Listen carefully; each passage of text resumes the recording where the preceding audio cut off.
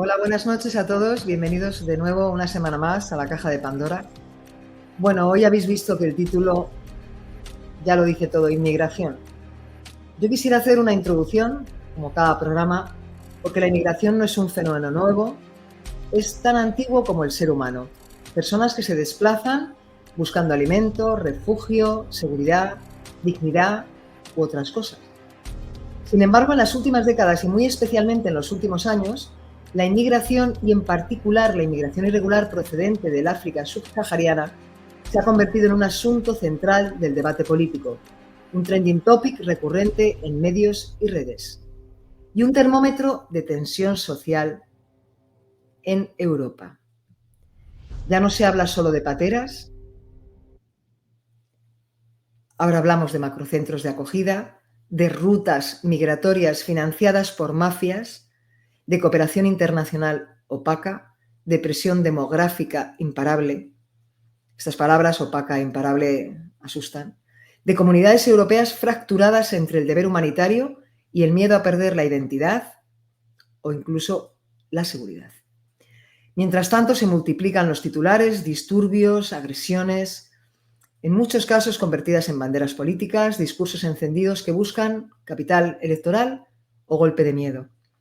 Porque hablar de inmigración se ha convertido en un carburante electoral y porque el relato migratorio, más que los datos reales, es un arma. Porque las imágenes de vallas, muros o costas repletas generan reacciones viscerales, como es lógico, pero también votos. Porque en muchas democracias la gestión migratoria no se plantea como política de Estado, sino como campo de batalla ideológico. Y sin embargo, tras esa maraña de titulares, es imprescindible recuperar la mirada analítica, comprender que existen distintos tipos de inmigración en todo el mundo, económica, humanitaria, estudiantil, laboral cualificada, irregular y forzada, y que cada una responde a lógicas distintas y requiere respuestas diferenciadas. Por eso estamos hoy aquí, para detenernos, para mirar más allá del ruido y para escuchar a alguien que ha estado allí, que ha investigado sobre el terreno, que ha colaborado con gobiernos a nivel internacional. Porque sí, la inmigración irregular, y esto es de mi cosecha, también, está en las fronteras, sí, pero también está en los despachos, en los informes de inteligencia, incluso en los pasillos de Bruselas. Hoy nos acompaña Francisco Javier Cuenca Búa, doctor en investigación, trabajador en el ámbito de la defensa, incansable viajero, consultor para instituciones internacionales y colaborador analítico en la Cátedra de Servicios de Inteligencia de la Universidad Rey Juan Carlos I. Con él abrimos hoy esta caja de Pandora y vamos a mirar sin filtros, sin consignas, lo que ocurre realmente entre África y Europa. Buenas tardes, Javier. Hola, buenas tardes, Lourdes. Bueno, ante todo, muchísimas gracias por la invitación. Una emoción, porque normalmente no me presto a estas entrevistas, pero visto quiénes son los que me han, digamos, antecedido, los invitados anteriores, no podía decir que no, absolutamente. Y ante todo, de verdad, gracias de nuevo y bueno, como se dice normalmente, buen viento y buen mar en esta aventura en la que te has embarcado. Porque creo que es necesario en este momento histórico que haya un espacio para la reflexión y el pensamiento lateral, que creo que se ha quedado un poco apartado de nuestra sociedad.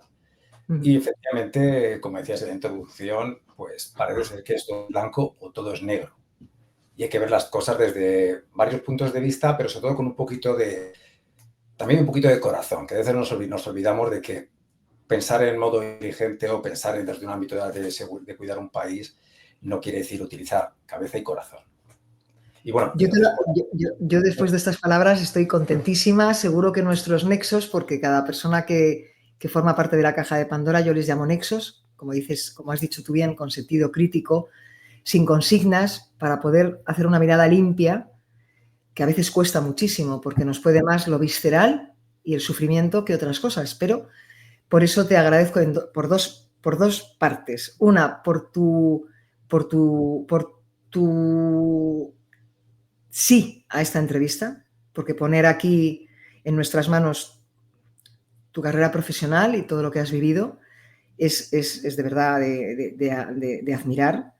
Y por otro lado, por lo que acabas de decir, que es importante, lo tenemos que ver desde el punto también del corazón, porque si abandonamos eso, hemos abandonado absolutamente todo.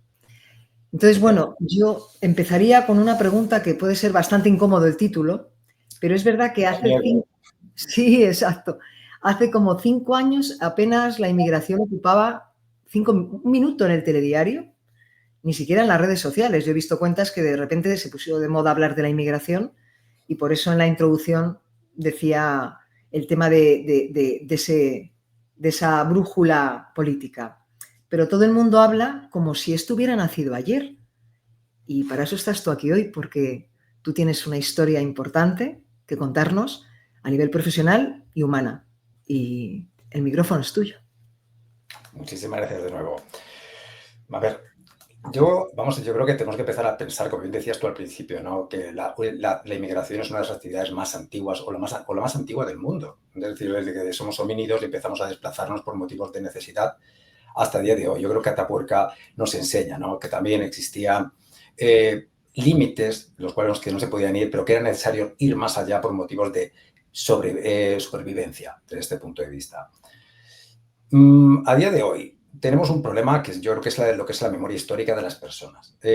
No se ha puesto esto no es un tema nuevo, y cuando digo que no es nuevo es porque me voy a un poco basar en mi experiencia personal. Yo creo que yo era un niño pequeño y veraneábamos en la costa de Cádiz, y yo recuerdo de haber visto las bateras o aquello que quedaba de esas bateras que llegaban a España. Y estamos hablando de los años mediados 80, finales de los 80. Con lo cual no es un fenómeno nuevo. La gente lo vive simplemente, la migración para nosotros ha sido algo normal. Nosotros hemos sido un país receptor y origen. No nos olvidemos que España tiene un país de origen, es decir, desde España se ha marchado muchísima gente hacia otros países buscando fortuna. Lo cual creo que a día de hoy, a la hora de hablar de inmigración, deberíamos ser muy cautos a la hora de exhibir o lanzar eslóganes racistas cuando nos hemos ido a un país, repito, que nos íbamos a hacer las Américas. Durante la Guerra Civil Española se marchó muchísima gente hacia Francia antes de que empezase la Segunda Guerra Mundial o hacia las Américas nuevamente. Y a día de hoy seguimos lanzando gente extremadamente cualificada, pero seguimos teniendo sectores, y en esto no quiero entrar en ningún tipo de aspecto político, que pueden ser los médicos, los enfermeros, así como otras profesiones, que por motivos de oportunidad salen de España. Con lo cual, la inmigración, seguimos siendo un país que está muy vinculado. Todos los países del flanco sur, de la cuenca mediterránea, somos países que por motivos X hemos tenido que inmigrar. Entonces, volviendo un poco a este... Antes de que continúes, ¿tú fuiste una familia, hijo de familia de inmigrantes? No, yo soy de los que apareció, por suerte, mi madre era funcionaria del Ministerio de Asuntos Exteriores, y soy de lo que yo considero la inmigración de lujo. Tuve una experiencia maravillosa en Suiza, con lo cual sí puedo hablar de haber pasado a través de un proceso de integración, de lo cual obviamente seguramente después tendremos modo de hablar, pero obviamente yo sí he tenido que pasar convivir con personas, digamos, gente de mi edad en aquel momento, que sí habían inmigrado. Eso es yo creo que es una de las grandes diferencias, de haber podido haber vivido en primera persona, la diferencia de ir con un pasaporte de un estado y arropado por un estado y teniendo unas ciertas ventajas a personas que habían inmigrado por motivos de necesidad. Y esto creo que nos deberíamos plantearnos mucho, repito, ser coherentes, inclusive a día de hoy. Ahora bien, hablamos de inmigración africana, con lo cual tampoco quiero que nos hagamos demasiado del tiesto, por así decirlo. Venga.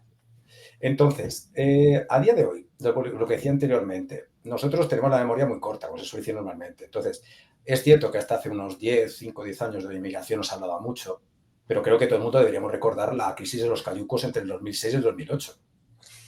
Pero anteriormente podríamos hablar de otros momentos de crisis. Y aquí es donde seguramente encontramos, yo creo, la primera pregunta o reflexión deberíamos estar haciendo: ¿por qué motivo vivimos una constante crisis como podríamos vivir en una gestión de estos flujos? Es decir, la comunidad académica que nos ocupamos del estudio de la movilidad humana, Movilidad humana es el término que utiliza, entre otras cosas, el Ministerio del Desarrollo Humano del Vaticano, por poner una idea. No hablan de flujos inmigratorios o irregulares, sino de movilidad humana. Sabemos que existen métodos. Todos hemos estudiado, todos hemos proyectado algún tipo de proyecto para poder gestionar y no encontrarnos constantemente en estas crisis, que entre otras cosas son innecesarias y cuestan mucho más a medio y a largo plazo. Ahora bien, que en los últimos años se habla mucho más de inmigración, sí, pero no estamos ante un cisne negro. Es decir, tenemos que tener muy claro aquello que queremos, sobre todo que las personas que gobiernan deberían lanzar, o la narrativa que deberían utilizar, es algo mucho más coherente. No es un cisne negro, es algo que se sabía, con lo cual es un rinoceronte gris. E inclusive llegaría a decir que somos las ranas en estado de ebullición, ¿no? Sabemos perfectamente que esto iba a pasar porque tenemos estudios que nos hablan de un aumento demográfico del 215% por ejemplo, en el continente. 215%. Hablamos de que en el 2000, alrededor del 2080, más o menos, que tocará su nivel más alto de natalidad, rondarán los 4,8 billones de personas. Entonces, no es que esto no se sepa. Tenemos suficientemente datos como para saber que lo que está pasando y lo que seguirá pasando incrementará. No es nada que no se sepa. ¿Qué quiere decir esto? Que vuelvo atrás. Deberíamos pensar en la gestión más que esperar a que pasen las crisis, que cuestan mucho más caras, sin contar que se puede llegar a tener hasta un beneficio de la gestión digna de estas situaciones. Ahora bien, ¿a día de hoy se ha puesto más de moda? Sí, se ha puesto de moda, yo creo que por dos aspectos. El primero, porque se ha politizado muchísimo. Como decías anteriormente en tu introducción, los partidos políticos lo han tomado como arma arrojadiza de una parte y de otra, por otra parte. Lo incluyen en sus agendas políticas para hablar de algo. De vez en cuando la sensación que tengo es que tienen que hablar de algo. Entonces hablan de la inmigración, porque es un problema. Es un problema, repito, porque no está gestionado. Es decir, existen unas dinámicas, que seguramente posteriormente podremos hablar de ellas, pero sobre todo es una lástima que en los últimos años hayan perecido solo en el mar, según los datos de la Organización Mundial de la Migración, 72.000 personas. Pero estamos hablando que si los datos totales, podremos hablar que la inmigración a día de hoy, en los últimos 10 años, puede haber muerto más de 250.000, 300.000 personas en su intento en llegar a Europa, por llegar a Europa. Es decir, no estamos hablamos de personas, de seres humanos, que como bien decías anteriormente, llegan a Europa o intentan llegar a Europa en muchos casos por multitud de circunstancias. Y tenemos desde las causas económicas debidas a lo que pueden ser efectivamente la fragilidad de estos países, que tienen nuevamente sus raíces en un contexto histórico, en la fase de la descolonización, de unos estados inacabados, que les ha llevado a ser estados frágiles, es decir, estados que no son capaces de suministrar los servicios básicos. Estados que no tienen una capilaridad ni control del territorio. De ahí que, por ejemplo, después nos encontremos con otras situaciones como pueden ser actores en ciertas partes del mundo, como por ejemplo, pongamos el Sahel, en las cuales los grupos que nosotros consideramos que así bien llamados independientes, yihadistas, etcétera, en esta galaxia de actores, hayan tomado cartas en el asunto y hayan tomado el puesto del Estado. Con lo cual son ellos los que suministran ese tipo de servicios que el Estado de por sí no está suministrando. No nos tiene por qué impresionar ni sorprender. Es normal. Entonces, creo que es fundamental tener un cuadro bastante amplio de dónde nos estamos moviendo. Eso es lo que quiero que hagamos esta noche, perdón.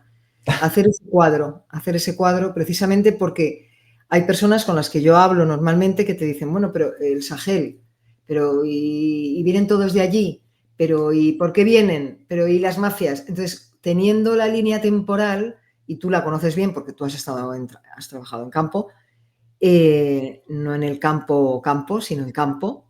Que el otro día no sé qué dije del campo y me dijeron, no, digo, no, hay que especificar en campo, porque claro, si nos sitúas allí Sí. y somos capaces de hacer esa imagen visual, Sí. podemos entender muchas de las cosas que pasan aquí.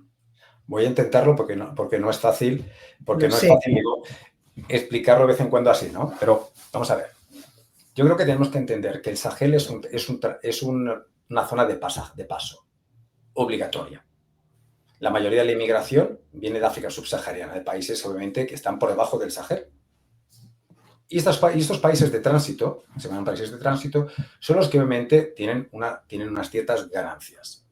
El Sahel es, como te decía anteriormente, ¿no? Es una galaxia de actores multidimensional, con una multidimensionalidad de factores que complica mucho el cuadro, ¿no? Porque es un mundo en sí mismo. Estamos hablando de alrededor de 5.900 kilómetros de corredor, en las cuales obviamente hay multitud de países, desde que vamos de Senegal, Mauritania, Mali, Burkina Faso, Níger, Chad, por poneros, y Sudán, para que no se nos olvide, donde hay una guerra, hay unas hambrunas que no aparecen en ningún lado. Es decir, es como si algunos dramas no nos importan No más. existieran. Y esto ya es un tema que, bueno, ahí lo dejo a la conciencia de cada cual, el interesarse qué es lo que pasa más allá de nuestras fronteras, solo desde el punto de vista humano.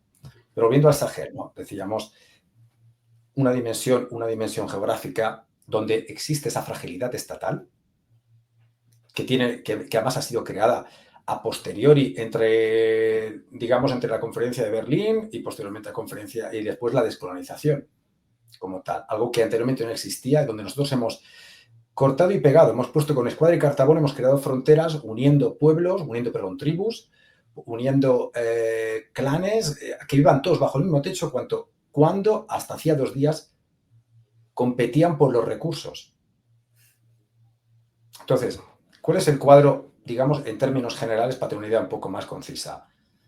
Si en África hablamos que en Yalta nos obligan, los famosos amigos americanos deciden que se tiene que descolonizar estos países que hasta el momento habían sido colonizados durante mediados entre principios de 800 y finales de 800, habían sido colonizados.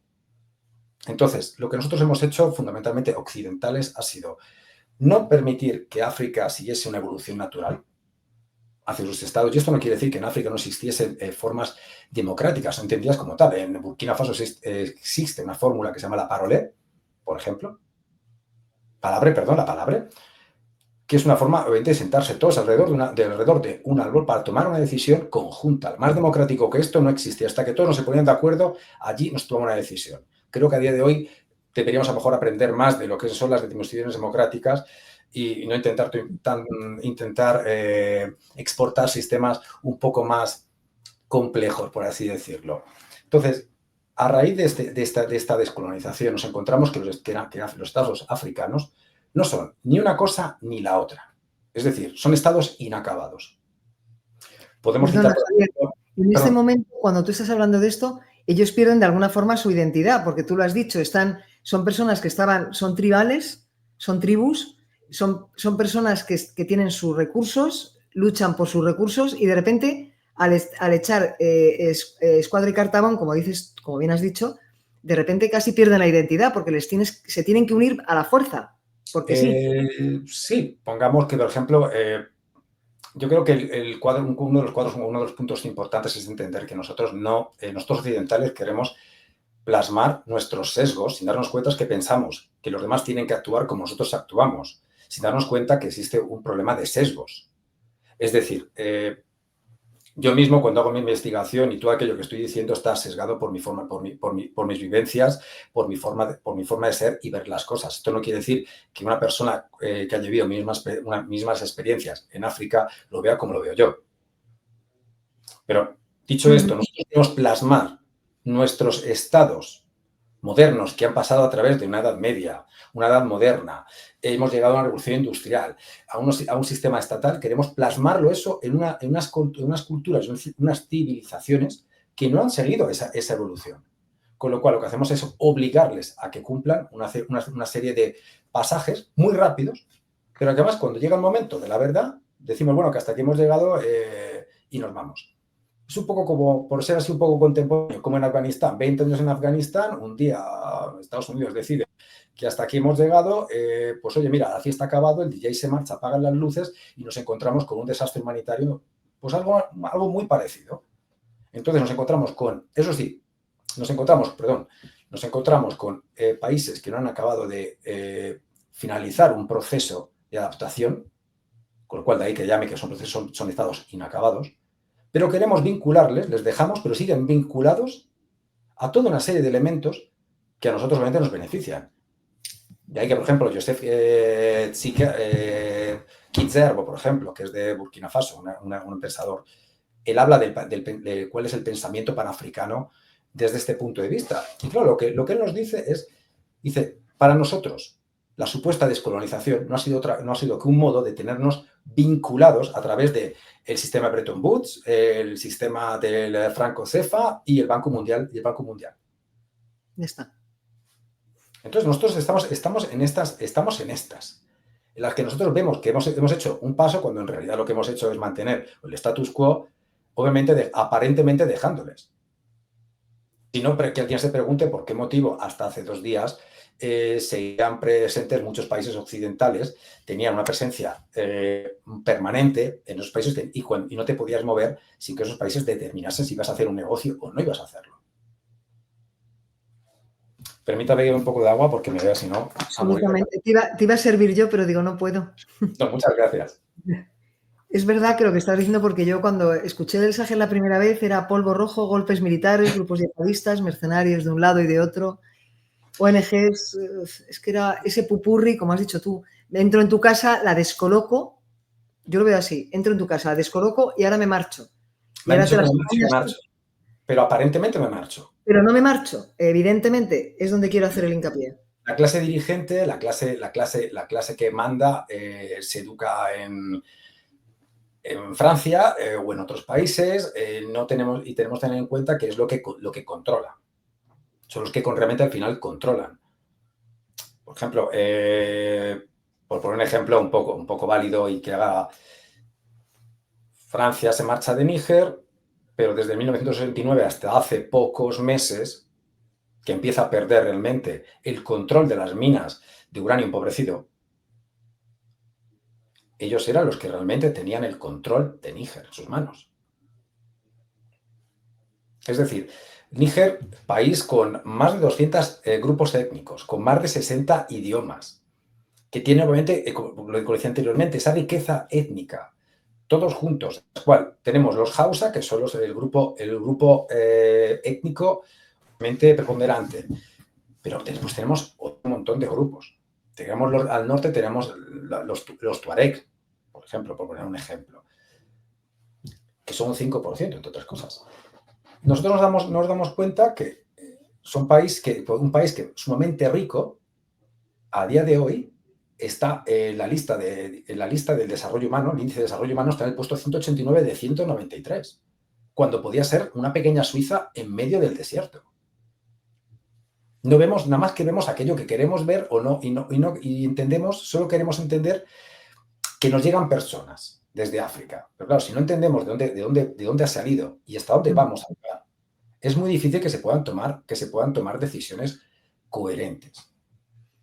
Y cuando tú estuviste allí, perdona Javier, cuando tú has estado en el Sahel y en esa zona, ¿cómo ha sido de alguna forma, cómo era la relación? ¿Te sentías muy lejano a ellos? ¿Ellos te hacían sentirte lejano? Es por ponernos en situación. Te voy a contar una anécdota muy grande. Yo para mí lo considero a mí me encanta que contéis anécdotas porque en el fondo yo hago una entrevista a la persona y al profesional, entonces si no, no tendría lógica. Pues la verdad, una de las veces estaba yo en un sitio, no voy a desvelar el sitio, un sitio misterioso, y estaba hablando con una de las máximas autoridades de la región. Y este señor realmente me miraba muy serio, ¿no? Porque claro, yo no te voy a engañar, soy un tío raro, ¿no? Entonces, alguien me ha dicho que voy siempre muy encorbatado. Pero claro, yo siempre parto de la base. Yo te he visto sin corbata, o sea, te he visto vestido de sport. De vez en cuando, duermo sin corbata. Me acuerdo de esta ocasión, fue muy divertida, ¿no? Claro, yo siempre he tomado en consideración que allá donde fueres, a lo que vieres, ¿no? Entonces, yo siempre, cuando ves a estos señores vestidos vestidos de tuaregs, ¿no? Perfectamente, ¿no? Con sus mejores galas, que se vienen a recibirte con sus mejores trajes, ¿no? Pues yo dije, mira, está claro que estos señores se esperan a que se encuentre con el típico, entre comillas, ¿no? Vestido de G.I. Joe, pantalones con los bolsillos, la camisa de color khaki, las gafas, todo aquel. No, dije, no, yo voy a hablar con las autoridades locales y, bueno, ya que les he pedido hospitalidad y todo, pues, oye, qué mínimo que presentarme vestido bien. Y yo me presenté de traje y corbata, ¿no? Y este señor me miraba y decía... ¿De dónde ha salido? No, al contrario, me miraba y decía, ¿sabe que es la primera vez que vienen por aquí una persona bien vestida? Y dice, normalmente la gente se viene aquí y parece que están hablando, pues eso, con salvajes. Y dice, además, usted y yo compartimos muchas cosas, ¿no? Yo soy berebere, usted es español, con lo cual tenemos una afinidad cultural. Claro, cuando te encuentras en medio del desierto y no sabes, yo creo que la primera comisaría de policía, por así decirlo, se encuentra a 1000 kilómetros y lo único que tienes, en todo caso, que se pongan las cosas mal, que se tuerzan, es a 3 kilómetros de donde estás, una base americana, pues lo mejor es decir siempre, pues sí, efectivamente, usted y yo compartimos, vamos, lo que usted quiera, hasta una taza de té, no hay ningún problema, ¿no? Entonces, este señor venía esta cercanía conmigo, ¿no? Yo siempre he entendido, efectivamente, que la cercanía es lo que nosotros queramos entender, ¿no? Si tú eres próximo a las personas, no da igual si llevas la corbata o no llevas la corbata. Si entiendes la dificultad con la que están pasando, viviendo, entiendes las consecuencias, si no te pones desde el alto, ¿no? Desde el saber blanco, ¿no? Que esto es uno de los otros grandes problemas, ¿no? Cuando llegamos los occidentales a África, nos ponemos desde una posición de yo sé más que tú no eres nadie, y esto yo creo que es un modo de... Es un error, es un craso error, esa superioridad. Yo lo veo así, ¿no? Personalmente, ¿no? Sobre todo porque hablamos de dos conceptos, de dos modos de ver el mundo completamente diferentes. Yo creo que lo que es la dimensión inmaterial del pensamiento africano, ¿no? Es decir, hacer cosas sin que tengan un porqué o para obtener una ganancia, es algo que está recogido en la literatura, en los poemas de muchos poemas, perdón, de la literatura africana. No ven todo. En África no ven las cuestiones como las vemos nosotros. Eso sí, no quiere decir que la corrupción no existiese antes de que llegase el hombre blanco. No quiere decir que la esclavitud no existiese antes de que llegase el hombre blanco. Es más, la esclavitud, si queremos remontarnos a Sakazuru, si queremos, los esclavos principalmente eran los esclavos de guerra durante las guerras tribales. Aquellos que habían sido obviamente hechos esclavos, pues también se vendían. Con lo cual tampoco estamos hablando de que entre ellos no existiesen ya fricciones o que la esclavitud no se utilizase, o etcétera, etcétera. Entonces, volviendo atrás, que si no me pierdo y me pongo serio. No te preocupes, porque como está muy interesante, a mí me lo parece y seguramente que a las personas que nos están viendo nos van a ver también, pero prefiero que sigamos en esta línea porque ahí es donde entraremos luego en esas causas de la inmigración. Sí. Y lo que decía yo al principio en la introducción, esa captación, esas mafias, ¿cómo trabajan? ¿Cómo lo hacen para que nos lleguen aquí todo tipo de personas? Unas con unos intereses, otras con otros. A ver, vamos a de la mejor manera posible. Vamos a retomar el hilo de la conversación, efectivamente. A ver, si hablamos de estados fallidos, estados frágiles, estados que no pueden proporcionar o suministrar unos mínimos servicios básicos, más una demografía que obviamente un ratio de fertilidad bestial. En España necesitaríamos que cada mujer tuviese 2,1 hijos para que pudiésemos mantener, digamos, nuestro ratio de fertilidad, nuestra media. En África tiene una media de 5. En el Sahel, en concreto en Níger, llegan a tener una media de 7,5 hijos. Entonces, estamos hablando de que este mismo hecho, es decir, el hecho de que tengan este ratio de natalidad tan sumamente alto, conlleva que el Estado de por sí no pueda realizar inversiones. Y es más, un Estado que esté sobredimensionado es un Estado que sufre de un degrado social. ¿Esto qué nos está indicando? Nos indica que la gente no tiene servicios, digamos... ¿Servicios? ¿Te refieres a servicios mínimos? ¿Agua, luz, alimentos? Mínimos. La alimentación podemos tampoco tener alimentación en algunos casos. Yo creo que para un ejemplo de esto, véase la pandemia. Nosotros en Europa la hemos vivido de un modo, en África la han vivido de otro completamente diferente, aunque hayan tenido supuestamente menos muertos porque no los podían ni contabilizar. Y que una gran parte de esos muertos fuesen niños porque no estaban vacunados contra la malaria. Otro dato. Como dentro de las causas, un Estado, como decíamos anteriormente, una fragilidad estatal, un aspecto de que hay gente que quiere obviamente progresar económicamente. Las causas forzadas. ¿No? Todo el mundo piensa que los africanos subsaharianos quieren llegar a Europa, quieren venirse a Europa. Absolutamente todos. No, no todo no es así. Hay gente que llega aquí por motivos, obviamente, de todo tipo, políticos, por creencias, por orientación sexual, porque han sido forzados por las situaciones o porque han sido designados. Tú me dirás, ¿designados? Sí. La inmigración obviamente. Esa es la palabra, designados. Es decir, tenemos, y aquí entramos en una de las dinámicas, ¿no? Yo hace algún tiempo acuñé un término que lo llamamos el pentágono de los intereses, ¿no? Que me hubiese gustado compartir con vosotros, pero ahora no me ha dado tiempo de traducirlo, lo había hecho para una universidad. Verás. Otro día. Entonces, en este pentágono realmente podías ver cuáles eran todos los intereses por parte de todos los países, digamos, o de todos los actores de la inmigración. Tenemos los actores africanos, tenemos los actores de las nuevas potencias, que nuevas no son para nada. Cuando hablamos de China y Rusia, no son potencias nuevas en África, en absoluto. Hablamos de los intereses europeos y los intereses de los ECOWAS.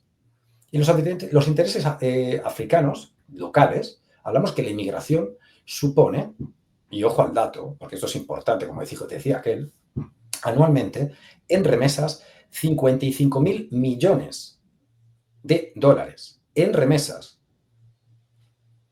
O sea, es un dato importante. Tengamos cuenta que los datos o los presupuestos de la cooperación internacional a nivel global son de 19.000 millones, que ya son millones. Con lo cual, la inmigración, la diáspora africana que llega a Europa, que está por el mundo, tiene un valor añadido para el desarrollo local enorme. Tener una persona tener que una aldea, una ciudad, tenga una persona que esté desplazada en Europa o en Estados Unidos o en otra parte del mundo trabajando, es algo que les llena de orgullo. Y ningún representante local, ningún senador, ningún político africano va a absolutamente bloquear que el desarrollo local de su zona, obviamente, se pare. Por otro lado, no creamos que tampoco nosotros europeos somos mucho más. La Unión Europea hace acuerdos, cada país europeo hace después a sus acuerdos con un determinado país y hay estudios muy interesantes que han estudiado. Todos los acuerdos que se han hecho entre África y Europa, hay una más, me parece que se llama Ilka Adams, y nos dice que en ninguno de estos acuerdos lo que entendemos como repatriación son vinculantes a los acuerdos. A ver, estás contando muchas cosas y vamos a ir haciendo hincapié. No. Pero yo voy apuntando, yo voy tomando nota, ya me conoces. Yo tiro para atrás que de vez en cuando me disparo. Dime. No, normal. Cuando se tiene mucha información, lo que te quiero decir es que estamos en los intereses de todos. Los africanos están interesadísimos, les encanta que sus gentes salgan hacia otro lado. No van a poner resistencia en que no lo hagan. Ninguna. Bien. De hecho, si vamos a hablar, ya que hablamos de dinámicas como tal, nosotros tenemos que tener en cuenta que a través de el primer hecho es de un inmigrante designado, es aquel que tiene que salir de una aldea porque la aldea ha decidido que él es el mejor. Es aquel que va a llegar hasta Europa. Entonces están dispuestos a vender todo aquello que tengan que vender para que esta persona realice su viaje. Este viaje no va a tardar un día. Alucinante. Yo esto, de verdad, porque he hablado contigo fuera de micrófonos y de cámaras, pero a mí esto me llama profundamente la atención. Esto la mayoría de la gente no lo sabe. Es como si aquí en Madrid, en un circulito de un barrio, dicen, tú, a partir de mañana, tú vas a ser el elegido para llegar a París. Es que esto está pasando. Esto es brutal. Esa persona no quiere decir que quiera venir. Es decir, es un viaje que nosotros lo vemos como estos señores sudafricanos salen de Senegal, o bueno, desde Senegal no, que venían hacia las Canarias, pero, o inclusive algunas veces ha pasado que han llegado hasta las costas de Marruecos, o inclusive hacia Libia, pueden llegar inclusive. Es un viaje que dura años. Pues esta persona se encuentra que tú mañana te vas. Este viaje se empieza a pagar por partes. Y entonces van encontrando... Ahí vamos a ir despacio. Se empieza a pagar por partes. Se empieza a pagar por partes, poco a poco. Es cierto que también encontramos en paralelo que hay mujeres que vienen engañadas con con engaños de varios tipos para que vayan a Europa y después se encuentran en las redes de la prostitución. Hay mujeres que han tenido que escapar de sus países y de esto lo tengo documentado, que han tenido que escapar por su orientación sexual. Hay mujeres que han tenido que escapar de Europa, de África porque habían sido designadas, no designadas, sino llamadas brujas públicamente y por tanto tenían que escapar. Es decir, entramos ya en lo que se llama seguridad humana. El concepto de seguridad humana está regulado por la resolución de la ONU de 66-219 del 2012, si no me equivoco. Entonces, entramos en aspectos que nosotros no vemos, que hay personas que realmente no querían venir, pero se han encontrado. Y este viaje no quiere decir que van a empezar y van a llegar. Tenemos que tener en cuenta, yo creo que ese es el aspecto humano, que aquí estamos hablando de vidas humanas, de personas que empiezan un viaje, que no saben que no saben si van a llegar, que van a vivir 1000 aventuras, que muchos de ellos van a llegar traumatizados a Europa, porque habrán vivido situaciones extremadamente duras. Y por extremadamente duras hablamos desde estar en campos de concentración, perdóname la expresión, pero es lo más parecido, perdón, violencias sexuales, hombres y mujeres, esclavitud, trabajos forzados, acabar dentro de los rackets del crimen organizado. Es decir, esto no es ninguna bicoca. Javier, has dicho algo que es muy importante. Bueno, todo lo que estás diciendo para mí es importante, pero hay algo que me llama profundamente la atención. Eso no copa titulares. ¿Para qué? Eso, aquí entran mujeres que vienen con esta, y me consta que tú sabes perfectamente de lo que estamos hablando, mucho mejor que yo, evidentemente. Aquí entran mujeres con esos problemas, en Europa entran mujeres, entran el tema de la prostitución, el tema de la trata de personas, y esto no copa titulares. Bueno, no copa titulares porque en parte yo creo que no nos damos cuenta de que cuando hablamos de prostitución nos parece un chiste, lo digo con todo el respeto, porque no estamos dando cuenta que eso es dinero que posteriormente puede ser utilizado para otras actividades ilícitas. Es decir, normalmente hay no recuerdo perfectamente cuál es los pasos, pero si no me equivoco, el crimen organizado muchas veces empieza inclusive en una plaza vendiendo hachís, posteriormente va creciendo, empieza a vender cocaína, drogas sintéticas, posteriormente da el salto a la prostitución, contrabando, armas, y llegamos ya vamos a otros niveles. Entonces, no nos damos cuenta que parte de esa prostitución, cuando tenemos proxenetas, cuando tenemos personas que ese dinero lo utilizan para otros fines que no son el bien, aquí es donde me pregunto yo, y lo digo por favor, con todo el respeto, ¿dónde están, y que nadie me quiera matar después, dónde están estas señoras feministas? Porque son señoras. Yo que me gustaría saber dónde estamos. Parece ser que a día de hoy solo existen buenos o malos, y unos son más señoras, unas dejan de ser señoras, y yo creo que somos todos al final seres humanos, ¿no? Y creo que es un aspecto que nos olvidamos muy a menudo.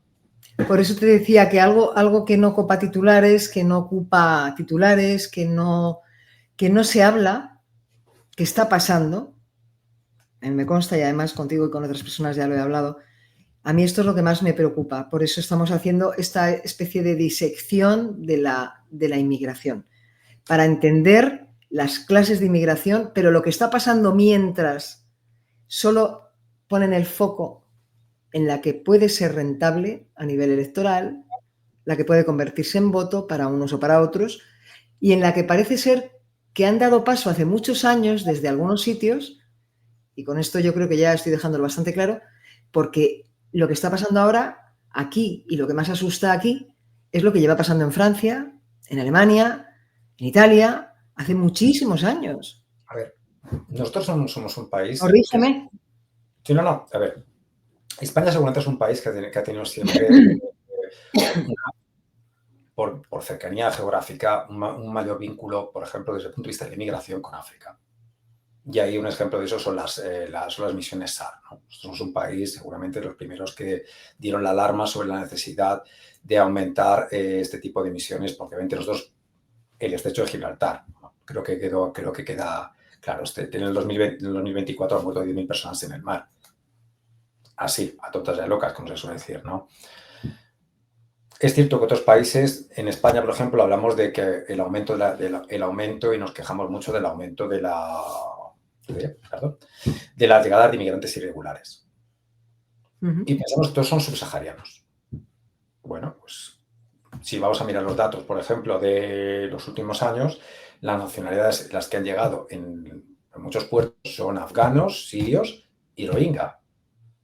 ¿Afganos? ¿Sirios? Y rohingya, de los que más han muerto durante estos viajes. Es decir, países donde había un conflicto, existía un conflicto, con lo cual podrían ser inclusive considerados refugiados.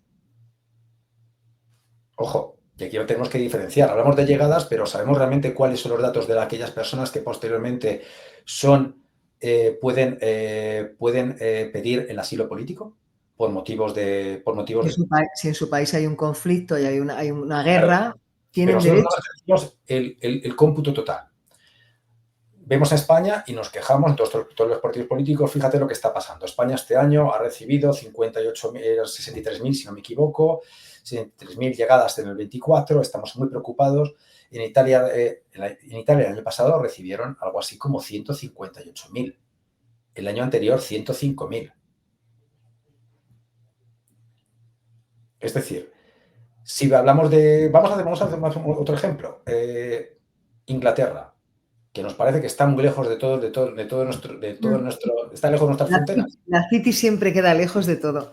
Pues tampoco tanto, porque el año pasado recibieron 38.000 inmigrantes irregulares. Es decir, la inmigración no es un fenómeno que llega solo por mar. Nosotros vemos la inmigración, nos hemos centrado en la inmigración, se han centrado en la inmigración que llega por mar, porque es aquella que causa más noticia, porque es la más peligrosa, etcétera, etcétera. Entonces, yo lo que me gustaría es llamar la atención y preguntarles, bueno, ¿y qué hacemos de la inmigración silenciosa que llega en autobuses, en trenes o en avión? Porque por avión nos llegan también inmigración que viene con un visado para 3 meses y después desaparecen desaparecen del mapa. Entonces, ¿es inmigración todo o no es inmigración? Nos centramos solo en lo que es el mar y todos son malos. Creo que hay que diferenciar mucho de realmente que no quiere, y esto no quiere decir que entre la gente que lleguen personas que estén vinculadas a grupos terroristas o han tenido vinculaciones con el califato o tengan otros, por así decirlo, otros intereses, estoy de acuerdo y creo que llegan. Pero claro, todos son malos y que nos van a invadir, la pregunta que yo le haría a algunas personas es, bueno, pues si nos van a invadir, preguntemos a la señora Meloni qué es lo que puede pensar ella. O preguntemos a los griegos. Es decir, tenemos que ver con la fotografía, como siempre digo, ser como los paracaidistas, ¿no? Que desde la cabina de cuando te vas a lanzar no tienes una imagen global de todo. Y no ver solo la foto, ¿no? De decir, bueno, es que esto es lo que me quedo, ¿no? Es todo muy reducido, lo cual posteriormente, cuando después empiezas a investigar, ¿no? Y dices, oye, pues esto es mucho más grande de lo que yo me imaginaba. Y esto es un poco creo que es el tema. Pero bueno, volviendo a nosotros y las dinámicas, que otra vez nos hemos vuelto a ir por la... Yo te dejo que te vayas, ¿sabes por qué? Porque luego yo te retomo y me interesa mucho lo que estás diciendo y creo que a los que nos están escuchando seguramente les pase también. La fotografía hay que hacerla entera. Sí. A mí no me vale que solo nos cuenten lo que pasa en una frontera, pero no nos cuenten qué pasan con los de los autobuses, qué pasa con los de los aviones. Yo quiero que me cuenten todo y quiero que me cuenten lo que pasa en el resto de Europa, pero bien contado, con cifras, porque si no tenemos muy fácil el atacar. Y yo tengo claro lo que no quiero. Yo quiero una migración regulada, evidentemente, ¿para qué? Para intentar que esas personas que vienen por temas de mafia o vienen con temas de terrorismo o vienen con nuestras historias, sean una parte importante de atajar. pero no que me mezclen todo para que esto sea una herramienta política para unos y para otros. No podemos caer en eso. No es serio. Vuelvo a lo que te decía al principio, ¿no? Creo que la inmigración, cuando hablamos de inmigración, vuelvo al concepto, es movilidad humana. Hablamos de personas. Como decíamos anteriormente, tenemos los designados, los que tienen que abandonar por motivos varios sus casas, aquellos que quieren una vida mejor. Y como decía yo al principio, es que hay muchos españoles que por buscar una vida mejor se marchan fuera de España. Con lo cual, no es igual. La contestación que te dan, yo hablo de la ciudadanía, del ciudadano a pie. Es que nosotros cuando salíamos de España íbamos con papeles. Nos pedían papeles, claro, es que podemos quedarnos con la parte, por eso en la caja de Pandora, y lo voy a repetir hasta la saciedad, aquí no hay consignas ni sesgos. Muchos iban con papeles y otros no. Entonces no podemos meter todos a los papeles, a la cajita de los papeles. Yo, mira, tengo de eso, lo que acabas de decir, de que todos los españoles llegaban con papeles, etcétera, etcétera. Como te decía anteriormente, por motivos obviamente en este caso mi madre, pues hemos viajado un poquito, entonces hemos podido ver en primera persona que había muchos españoles que llegaban a países europeos sin papeles. En Suiza había una práctica muy común, y no solo entre españoles, también entre italianos de otros países, que portugueses, griegos, que llegaban y que cuando nacían los hijos los tenían que esconder en los trasteros. Y en los armarios. Para que no hiciesen ruido, porque no estaban declarados. Entonces, hablar de no llevaban papeles, nosotros llevamos papeles, ellos sí, ellos no. A ver, al mar de cántaro. Pero si en Nigeria no existe ni un registro civil, ¿de qué estamos hablando? De que te van a dar un pasaporte. Claro, yo es que me hace gracia, ¿no? Cuando muchas personas hablan y dicen, bueno, pero es que tú estás hablando de una persona que muchas veces cuando sale sin pasaportes, sale sin un pasaporte. ¿No? Bien, eso es cierto. Pero es que también estamos hablando de que esa persona está dentro de África, dentro de un sistema que se llama ECOWAS, que es un acuerdo que obviamente permite la libre circulación de personas y bienes. De ahí que en África no le interese tampoco a los africanos el control de las fronteras, digan, oye, ¿por qué motivo tengo yo que parar mi circulación libre, mi circulación de personas tipo Schengen a la africana? Y de personas porque tú, europeo, me has dicho que tenemos que, aquí tú me estás pagando las fronteras y tengo que parar los flujos. Y yo que sé que esta persona no está yendo desde Senegal hasta Mali porque tiene un tío.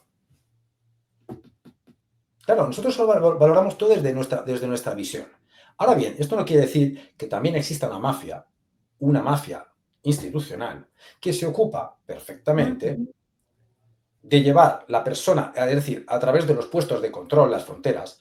El puesto, por ejemplo, un ejemplo, los puestos de control, los puestos fronterizos, los policías tienen que pagar en algunos casos una cantidad de dinero por optar esos puestos. Y hablamos a lo mejor de costes para poder acceder a esa plaza de $3.000.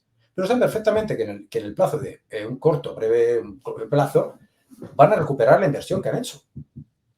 O sea, ellos, a ver si lo he entendido bien, ellos es como una especie de, como aquí, alguien que quiere trabajar para el Estado. Sí, policía. En vez de hacer una oposición, lo que hacen es pagar, pero luego ellos van a facilitar la entrada porque de ello van a cobrar. Sí, claro. Como así también hay que explicarlo para tontos. Y yo prefería aprender así. Pues yo te voy a explicar otra. Como así existen también líneas de autobús que saben perfectamente que hacen un recorrido. Y entonces hay dos tipos de línea. Tienes la línea de transporte, digamos, en la cual se juntan a pasaportes con papeles pasajeros con papeles y pasajeros sin papeles. Entonces, cuando se juntan, la persona llega, el conductor sabe perfectamente, el conductor lleva una cantidad de dinero, llegado a la frontera con el Estado o el control, se baja, paga una cantidad de dinero, el autobús sigue. El otro sistema es que se hacen únicamente autobuses que transportan únicamente pasajeros sin papeles. Es más, perdón, me he confundido. Y fíjate que es raro, alguien que va a decir que me he confundido. Los autobuses que llevan como tal los pasajeros sin papeles, el conductor se baja y entrega el dinero.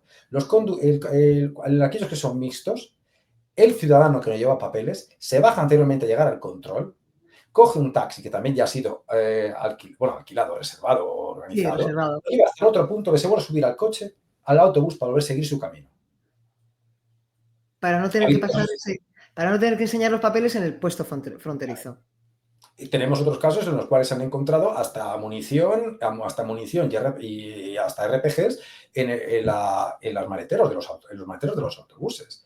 Es decir, nos sorprendemos de prácticas, ¿no? Otra práctica muy, muy curiosa. Mali tiene un acuerdo maravilloso con Argelia y con Marruecos. Por tanto, ellos pueden tranquilamente, sin visado, vivir en Argelia o en Marruecos durante 3 meses, sin ningún problema. ¿Qué hacen? Cuando llega una persona que no tiene documentación, aunque no sea de Mali, o bien les piden un documento de un acta de nacimiento, o bien le dan un pasaporte falso, bueno, auténtico, pero que es falso, que posteriormente esta persona, una vez que ha pasado la frontera, se lo quitan y lo vuelven a utilizar para otra persona.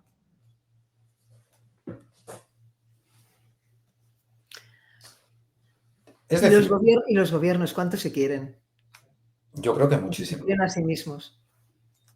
No sé, supongo que bastante. Llegamos, por ejemplo, a la zona de Níger. Llegamos a Níger en sus zonas de tránsito.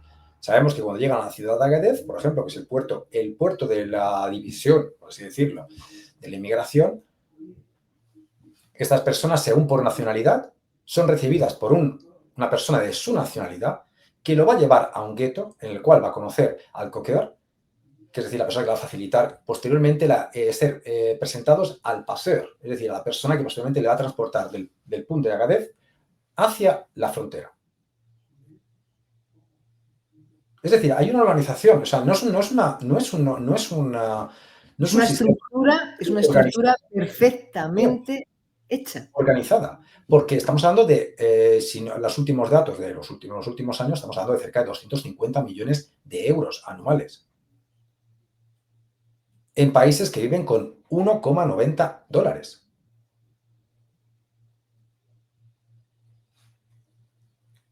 Es decir, cuando hablamos de llevar unos coches horribles, pues he visto unos pickups bastante curiosos y bastante buenos.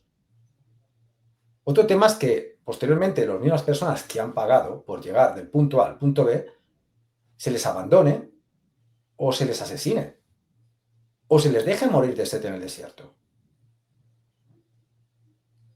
Nosotros nada más que queremos ver que lo que nos llega es muchísimo. Bueno, pues que, señores, que sepan ustedes que si por cada dos inmigrantes que llegan a Europa, 4 o 5 han muerto en el desierto. Si fuesen 10, por así decirlo, 2 llegan a Europa, 4 o 5 mueren y el resto se convierten en migración circular. O caen en manos de las redes del crimen organizado.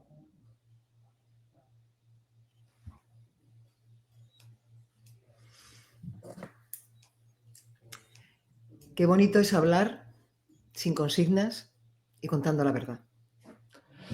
Porque eso expone de alguna manera, Javier, y discúlpame, eso es una forma de exponer de alguna forma a todos aquellos que sacan rédito de todo esto. Porque lo triste es que esto que está pasando a algunos les viene muy bien y los que salimos perdiendo siempre somos los de abajo, los que estamos en la calle, los de a pie, los ciudadanos de a pie. Porque no sabemos la mitad de las cosas de lo que suceden y de quiénes están llevando esto a cabo y desde cuándo lo están llevando a cabo y qué intereses hay detrás de esto. Porque si tú nos acabas de decir que en un país una persona vive con $1.90 y estás hablando de millones, de miles de millones, el reparto no sé cómo será, no voy a entrar en el reparto, pero tampoco hay que tener mucha imaginación. Para que tengas un número, para que tengas una entidad del calibre de este business, ha superado al tráfico de armas y el de drogas. Es decir, superado el de drogas también.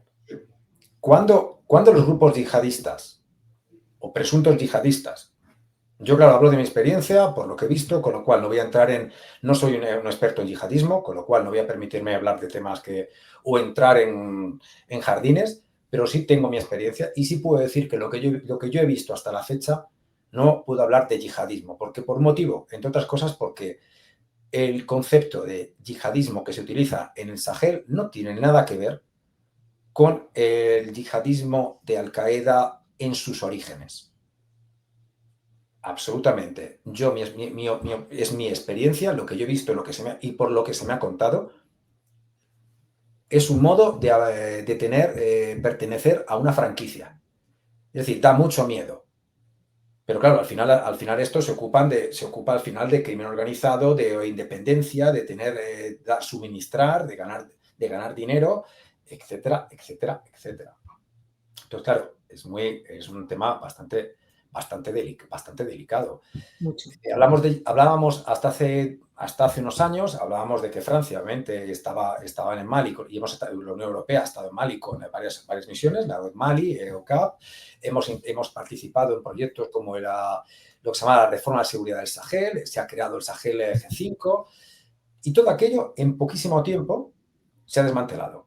¿Por qué? Porque ha habido obviamente una potencia llamada Rusia y llamada China que se han sabido que llevan muchísimos años en África. No llevan 2 días, llevan desde China desde 1949 en términos, digamos, concretos, claros.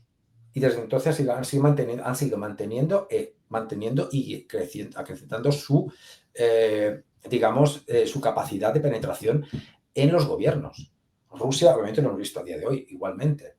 Francia sale del escenario, Francia sale del escenario, que había estado luchando contra los rebeldes Tuareg en 2012 hasta hace 2 días, llega a Rusia, hace que salga Francia del escenario, llega la Wagner, y ahora que la Wagner la cambian, desaparece Wagner y aparece lo que se llama el Afrika Korps, que ya únicamente ahora es declarado que pertenece al Ministerio de Defensa ruso. Resulta que los tuaregs, que antes eran los malos y que no tenían muchas armas, se encuentran que tienen armas maravillosas, y hace un par de semanas pues les dieron pelo a los de los Afrika Korps. Es decir, el enemigo de tu enemigo es mi amigo. También es verdad que lo que tú estás comentando es importante. Es una capa tan porosa que es fácil que todo lo peor entre. Llegados a este punto y sabiendo cómo funciona esa red desde las fronteras, desde los que hacen casi no sé si ahora tendrán que pasar un casting para, pagando esos $3.000 enseguida, luego se forren, literalmente. Nos encontramos ya en la frontera, por ejemplo, de Melilla y de Ceuta. No todos son subsaharianos, muchos son marroquíes. Sí. Entiendo que el gobierno de Marruecos está al tanto. Yo siempre he sido muy irónica. Y claro, eso es lo que vemos. Vemos lo que llega, como has dicho antes y como he repetido yo, para que nos quede claro, que una cosa es lo que entra por mar, lo que entra por las costas, y otra es los autobuses, los aviones, porque precisamente yo creo que los guantes blancos no entran. No, imagino que no. Me encanta porque ya es sí, no, sí, no. Yo creo que tenemos un problema, ¿no? De lo que yo siempre lo he considerado. Creo que la relación España con Marruecos siempre ha sido seguramente de amor-odio, donde ha habido más odio que no amor, ¿no? Y creo que no hace falta que nos marchemos muy atrás para recordar algunos eventos dramáticos en este país, de la historia contemporánea. Está claro que nosotros pecamos de falta de espina dorsal, y lo digo con mucha... repito, es mi opinión, con lo cual soy muy libre de decirlo. Visto que todo el mundo habla por TikTok, yo también puedo decirlo. Entonces, ¿qué quiere decir con esto? No quiero decir que por cada acción que por cada daño, pues sí, por cada vez que me hieras te tenga que repetir, ¿no? Yo te hiera, ¿no? Pero seguramente tenemos que tener algún modo de hacer entender que hasta aquí hemos llegado. Porque si no, esto es abusar. Lo que se suele decir, poner pies en pared. Pero para poner pies en pared, la persona que tiene que poner los pies tiene que estar de acuerdo. si la persona que tiene que poner los pies o no quiere, porque puede pasar dos cosas, y ahí entramos ya en otro tema, o no quiere o no se le permite, nunca vamos a poder poner pies en pared. Es decir, esto es un tema al final también de entender esto, como podría decir otro día uno de tus invitados, ¿no? Juan Antonio Aguilar. ¿No? Es un tema de geopolítica y entender que todo es la inmigración, es parte de una geopolítica, es un instrumento multilateral. Es un instrumento para votar, es un instrumento muy útil por muchos motivos, pero claro, siempre y cuando que Marruecos siga siendo partner privilegiado de Europa, donde algunos países europeos producen a bajo coste piezas que posteriormente para sus coches, sistemas, etcétera, etcétera, tienen que fabricar, perdón. Claro, ¿cómo queremos combatir a un abusón cuando al mismo tiempo le estamos pidiendo ayuda? No tiene lógica. Yo creo que hay un ejemplo de esto bastante curioso y a mí siempre me ha causado bastante... Realmente me resulta triste.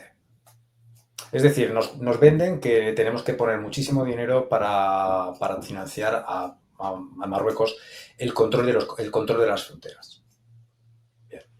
Tenemos que poner dinero para facilitarles los medios. No solo el dinero que le damos para que lo hagan, sino también tenemos que darles los medios. Y claro, ves flotas de Toyotas, que son coches muy caros, ¿no? Los famosos, se llaman Land Cruiser, ¿no? Sí, los para patrullar, etc. Tienen dinero para todo esto, pero sí tienen dinero para armamento. Entonces creo que hay algo que, la pregunta que nos tenemos, la reflexión que tenemos que hacernos es, ¿esto a qué se corresponde? ¿Qué quiere decir? ¿Qué mensaje nos están lanzando? ¿Por qué motivo no se hacen las cosas?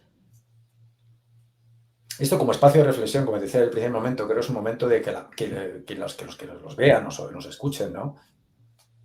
Pues hombre, que tengan un momento de reflexión. Y ya no estoy contra el marroquí, porque el ciudadano marroquí, tengo algunos conocidos, no muchos, pero sí tengo algunos, son gente maravillosa en algunos casos, no tengo nada que decir, nada contra el ser humano como tal, contra su política en algunos aspectos. Pues hombre, está haciendo su política. Es que quizás sea también el otro tema, ¿no? Que tienen una agenda. ¿Sabes lo que pasa también? Exacto, Javier. Pasa que, perdón, cuesta mucho entender las agendas de los demás, sí, los intereses de los demás, las estrategias de los demás. Cada uno va a mirar por las suyas. Lo que sí tenemos que hacer es, como tú has dicho, poner pie en pared, por lo menos un pie, y decir hasta aquí. Pero es que no sabemos qué hay detrás de todo eso. Porque el nombre de la caja de Pandora, y tú dirás, esta que salta ahora por aquí, ya se le ha ido la pinza con Marruecos, siempre digo que hay que dar un mensaje de esperanza. Falta además que hablemos de un tema que a mí me preocupa bastante. Pero yo recuerdo hace unos años cuando estuvimos hablando de lo que faltaba por venir. Cómo ciertas personas con cierto poder, poco más que exagerado eres, Javier. ¿Pero qué estás diciendo? Cuando no estaba de moda hablar de inmigración. Cuando no estaba de moda, te decían, yo estaba presente, qué exageración de números, ¿no? Entonces, claro, ahora que han pasado los años y tu relato de entonces va acorde con lo que está sucediendo, por desgracia, cuando hablabas del lago Chad, la sequía, lo que se esperaba que viniera, a mí me gustaría hacer una retrospección en esto. Porque tú te acuerdas perfectamente. Sí, no, me acuerdo perfectamente, me acuerdo de la persona, el nombre, los apellidos y la falta de visión de conjunto. Me acuerdo perfectamente. Todo eso, como bien te recordarás, tenía un... Vamos a ver. Una posibilidad importante de unir. Sí, no, tenía sobre todo una posibilidad de lo que yo llamo el sentido común, la coherencia, ¿no? Y sobre todo la ética profesional. Yo creo que cuando estás sentado en algunas habitaciones, en un sillón, ¿no? Y puedes tomar decisiones, o por lo menos se te puede escuchar a un cierto nivel, deberías de tener la ética por el bien. Si realmente después estamos hablando de que repito, sin siglas, siglas políticas, pero es por el bien del Estado. El bien del Estado son las personas que componen el Estado, y el Estado los componen los españoles. Los españoles y todas aquellas personas, bajo mi punto de vista, que aportan todos los días, que se levantan para trabajar, que pagan sus impuestos y que hacen que este país siga adelante. Ya vamos a dejarnos el bien del Estado en términos más amplios. Cuando no quieres hacer caso y dices, mira, esto está pasando, va a pasar esto, y no te hacen caso, porque no le interesa, desde un punto de vista político, creo que tienes una responsabilidad, eres un irresponsable. Pero claro, no está de moda eso de asumir la responsabilidad, no está de moda decir que te has equivocado, o no está de moda decir, yo de esto no sé, pero escucha, vamos a ver si es cierto que esto es así, estudiémoslo y vamos a ver qué solución podemos buscar. Esto es uno. Lo que queda por llegar, pues hombre, mira, si tenemos en cuenta lo que decía al principio, solo desde el punto de vista de África, si ponemos en perspectiva el hecho de que en el Sahel, en África, perdón, la población aumentará el 215%, llegará a los 4,8 billones de personas, que son unas cuantas.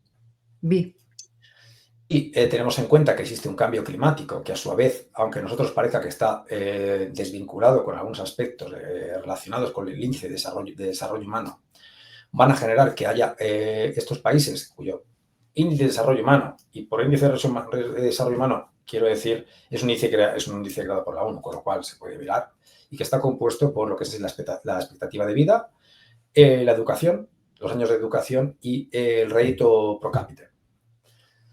Nos damos cuenta que el cambio climático, que parece que para nosotros es una tontería, es como lo vemos como son las baterías de litio porque vamos a ser más green. Bueno, pues me gustaría que muchas personas, antes de comprarse un coche con baterías de litio, se informase de dónde salen esas baterías.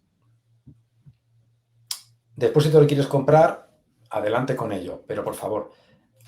Y yo soy una persona que tengo un teléfono, como todo el mundo, con una batería de litio. Pero claro, no es lo mismo tener un teléfono que la batería de un coche. Que la gente, por favor, mire de dónde salen esas minas de litio, de dónde están y quién sacan ese litio y cuáles son las consecuencias de esas baterías. Bueno, volviendo atrás, si nos decidimos que la población, la demografía africana llegará a 4,8 billones de personas, pues obviamente, siendo los datos que tenemos a día de hoy, y no los tengo solo yo, pues si estuviese solo yo, estaría abriendo la caja de Pandora.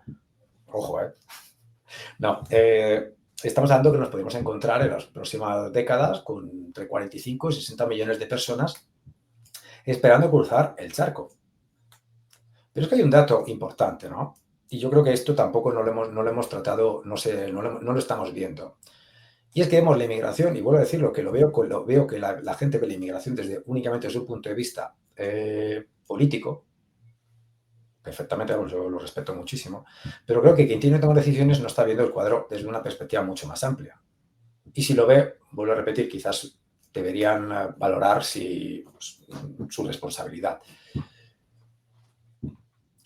Datos de un estudio realizado por The Lancet, que es una revista de investigación muy importante, nos arroja que España va a perder los próximos 60 años el 50% de su población.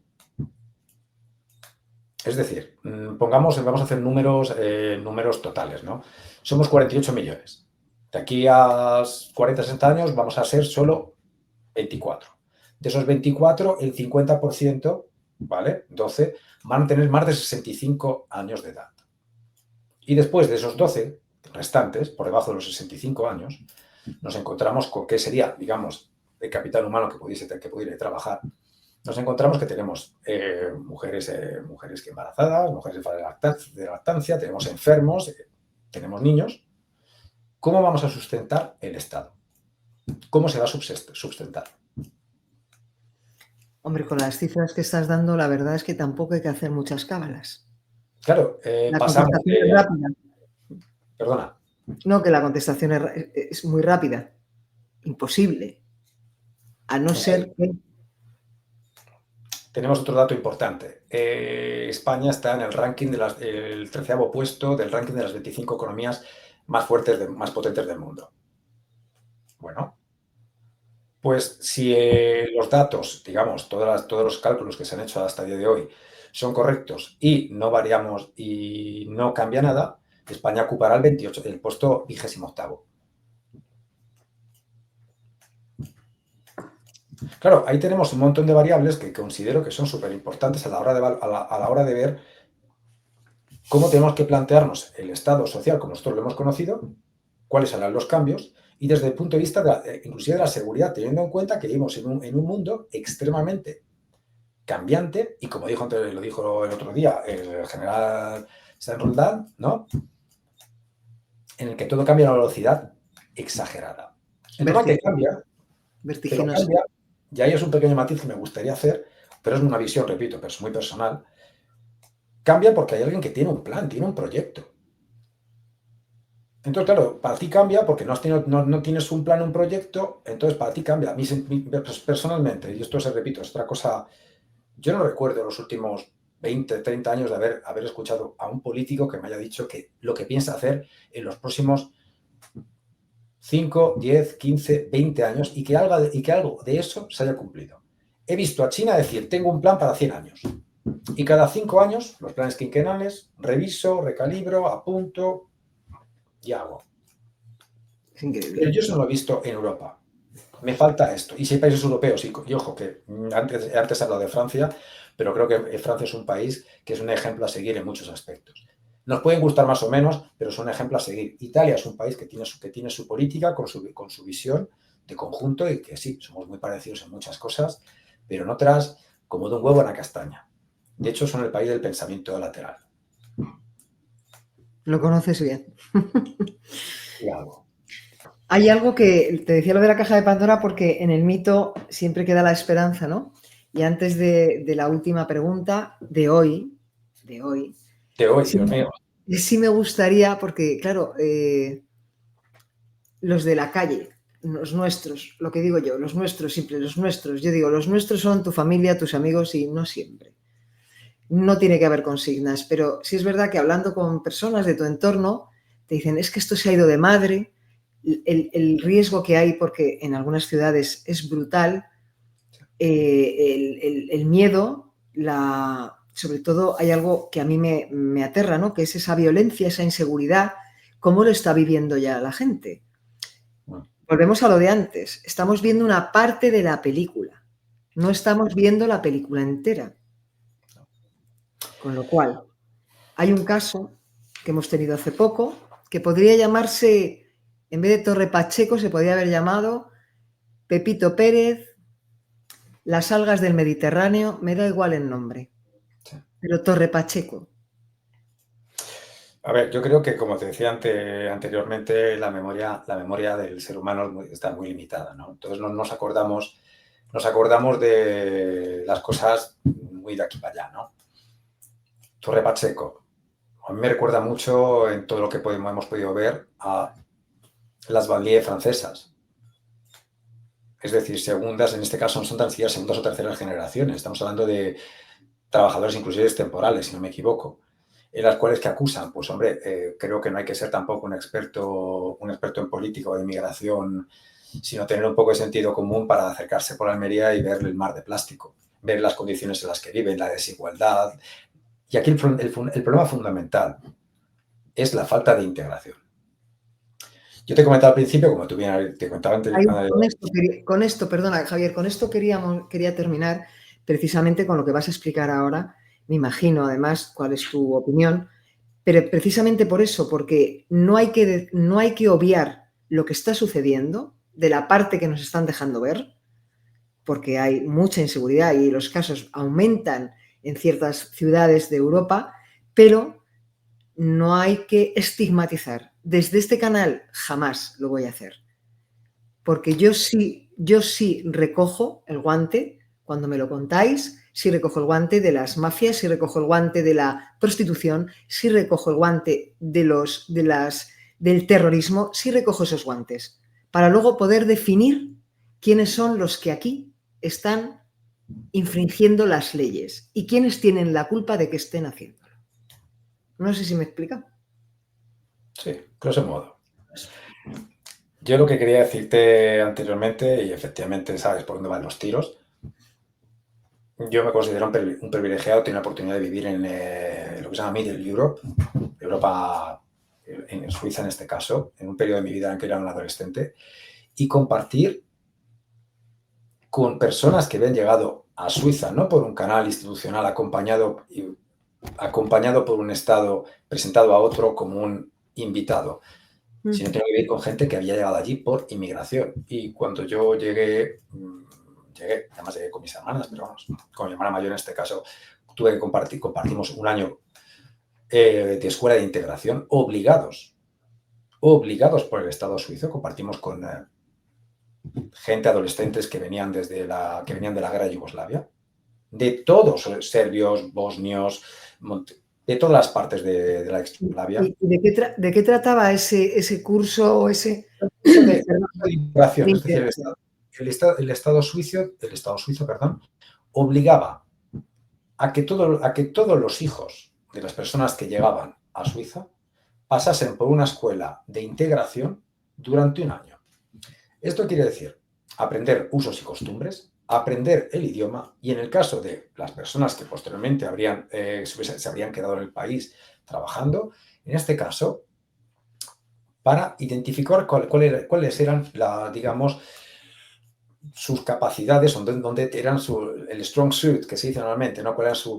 Dónde eran mejores, en qué podían ¿Qué realmente área eran a lo mejor podían más? trabajar, efectivamente. Claro, si tú a una persona la integras en una sociedad, le das un instrumento que es el instrumento de la comunicación. Porque mientras que tú no hablas un idioma, eres sordo, ciego y mudo. Por mucho que veas. Si tú no le das unas reglas de comportamiento, no les facilitas un mínimo de una capacidad de poder integrarse en la sociedad y ser parte, digamos, de la fuerza de trabajo. Estas personas viven aisladas, viven apartadas de la sociedad. Si a esto le sumas. ¿A delinquir? Pero esto mismo, por ejemplo, las cosas que han pasado en Torre Pacheco, por ejemplo, la gente que trabaja esta explosión, también se debe a una falta de integración, a unas desigualdades enormes, a que el tema del campo, y creo que eso tú lo conoces mejor que yo, ¿no? Es un tema muy delicado, en el cual obviamente todo está pesado y al céntimo. Y claro, Sí. utilizar Y, mano de entonces- obra, y aquí, barata. ahí quiero llegar. Yo estos días, hablando, cuando lo de Torre Pacheco, hablando con agricultores que yo conocí en la época que tú sabes, o saben muchas personas, este empresario me decía, pregúntale a los europeos, a los ciudadanos, cuánto están dispuestos a pagar por un kilo de fresas y entonces yo sabré si con la porquería que me queda ahora, subiendo un poco más, me puedo permitir el lujo de pagar a algún español que quiera trabajar aquí, porque no voy a poder. A ver, yo sobre ese punto de vista, la verdad que difiero un poco, no conozco el mundo de la agricultura, soy bastante de este punto de vista ignorante, con lo cual no voy a entrar, repito, en algo que no conozco, pero creo que a día de hoy podemos encontrar españoles que quieran trabajar al campo, seguramente porque quieran desconectar de todo lo que es este mundo frenético en el cual hemos vivido, pero por normal es un trabajo extremadamente duro que lo hemos dejado para aquellos que los últimos de la fila, ¿no? Entonces, esto es número uno. Número dos, que las políticas europeas pueden ser más o menos, nos puedan beneficiar en materia de agricultura y ganadería. Es otro tema que, repito, teníamos que verlo. Pero yo, repito, no soy... Entonces, utilizamos mano de obra barata, la maltratamos, porque a veces conocemos que es una media esclavitud la que se vive. Y esto, y esto ejemplo no solo vale para España, también vale para Italia. De los últimos meses han pasado, bueno, los últimos meses cosas atroces en Italia de personas que sin papeles, que estaban trabajando en el campo. Un señor se acerca, no me acuerdo bien a qué fue, bueno, la cosa es que pierde un brazo. Esta persona se le coge el brazo, se le mete en una bolsa de plástico, si la acompaña hasta cerca de su casa, se le deja tirar a la puerta con el brazo en la bolsa y ahí muere, desangrado. A ver, yo repito que estamos hablando de seres humanos. Más allá de las religiones, las creencias, las orientaciones, lo que sea. Y eso es lo que me da pena es que la gente no lo esté viendo. Javier, ¿tú me estás escuchando ahora? Yo te estoy escuchando, pero te has quedado congelada. Sí, me he quedado congelada. A ver.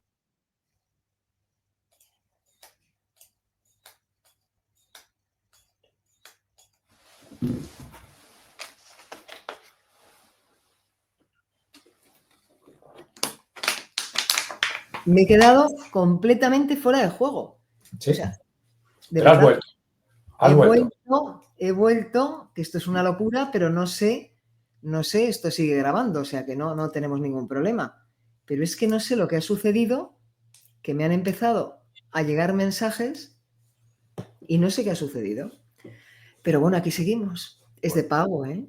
O sea, Bueno. si encima de Vamos estar ya. pagando me cortan esto, vamos, es que me parece que vamos a liar la parda.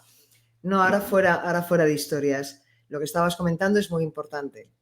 Y a mí me gustaría que nos dejaras un titular, porque ojalá pudiéramos estar hablando más tiempo, porque la gente tiene miedo, hay gente que tiene mucho miedo, hay gente que le interesa que tengamos miedo, y yo siempre digo que no siempre son los que defienden una causa, muchas veces no son los más oportunos, y al revés. Entonces, ¿qué mensaje nos darías tú que conoces África, tú que trabajas y has trabajado allí, tú que has trabajado para organismos internacionales?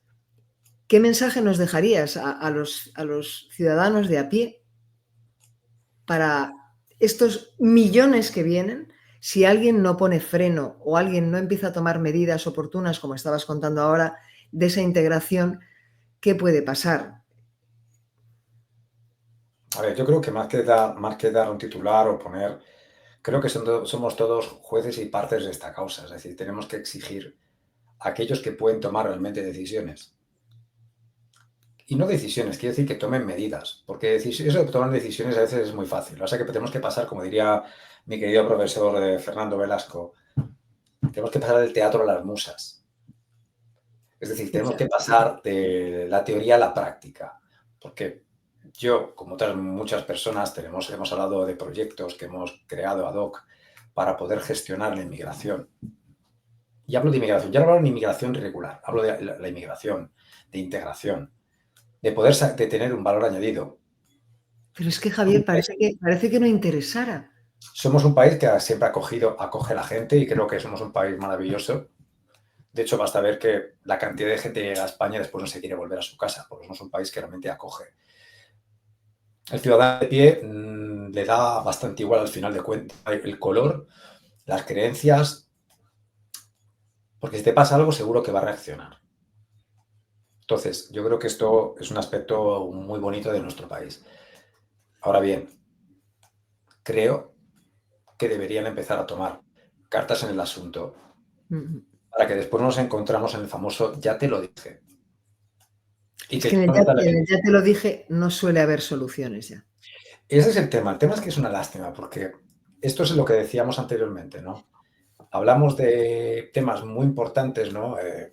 A día de hoy se está hablando de resiliencia energética, hablamos de muchas cosas que son muy importantes a nivel nacional, ¿no? De plantearnos un futuro. ¿Qué queremos para nuestro futuro? ¿Qué queremos para nuestro país? Y con nuestro país, repito, no me refiero al país de los ibéricos encabronados. Me refiero al país de todas aquellas personas que viven aquí, que se han integrado, que colaboran y que en parte ya son españoles de facto, aunque no tengan un pasaporte. Yo me quedaría, de todo lo que hemos hablado, me quedaría con todos aquellos con antecedentes, expulsión a su país inmediata. Yo me quedaría con eso. Esa petición sería la primera, porque me da igual un delincuente colombiano y que no se tenga nadie, que no se asuste por favor porque me coma alguien o no diga algo. Me da igual que sea marroquí. La persona que hace el mal debe de cumplir condena y si es en su país mejor. Yo pienso así. A las personas que llevan aquí, ya años y ya tienen una segunda generación, por ejemplo, que en Francia van por la tercera, creo, no equivocarme, como has dicho, evidentemente no puedo ir a atacar a esas personas porque están contribuyendo aquí, en este país. Le doy un mensaje primero al rey de Marruecos, cuando decía en su momento que los marroquíes nunca se iban a integrar en Europa. Eso lo dijo hace muchos años y es donde es fácil agarrarse. Pero también hay muchos españoles que tampoco se adaptan a España. Entonces, no quiero con esto parecer que no tengo decisión propia, pero sí tengo claro que el que la hace tiene que cumplir y el que aporta tiene que quedarse. Ese es mi mensaje de hoy. Así, tal cual, sin paños calientes y sin querer caerle bien a nadie. Que eso es imposible. Caerle bien a todos es imposible. Javier, ha sido un placer escucharte. Bueno, muchas gracias a ti por la invitación. Gracias por lo que te he dicho al principio y por lo que te repito ahora, por no tener sesgos, por tener esa parte humana que es tan importante y porque tú lo has vivido en primera persona. Entonces, la caja de Pandora siempre será tu casa. Espero que vuelvas, Gracias. sobre todo para que nos puedas hacer en algún momento algún análisis de cómo está la situación, porque la cosa se va a complicar y lo que pido es eso, un poco de coherencia, que a todos nos duelen las agresiones, pero no podemos meter a todos en el mismo saco. Sería una locura y además, esta sí que te la voy a hacer y nos quedan, nada, 3 minutos. ¿Estás convencido tú de que los que dicen que pueden cambiar esta estructura y que pueden arreglarlo y lo prometen como una esperanza, lo pueden hacer realmente? A ver. Vamos a ver. Estamos solos, no nos está escuchando nadie. Ya. Yo creo que sí, que se puede cambiar. O sea, número uno, yo no hablaría de lo que se nos viene encima. No me gustan estos términos porque parece ser que lo que llega es malo. Y yo me baso en Plinio el Viejo. Todo lo que llega de África siempre llegan cosas nuevas. Y no todo es malo. Esto número uno. Porque si dijésemos esto, si tú dijese que tienes razón, te estoy diciendo que todo lo que llega es malo y no es así. Yo creo que la multiculturalidad, dentro de asumirla, asimilarla quizás no, pero entenderla y eso es positivo. Sobre todo por un tema únicamente de conocimiento. Cualquiera que haya viajado, cualquiera que haya visitado más de 3 países pensaría así.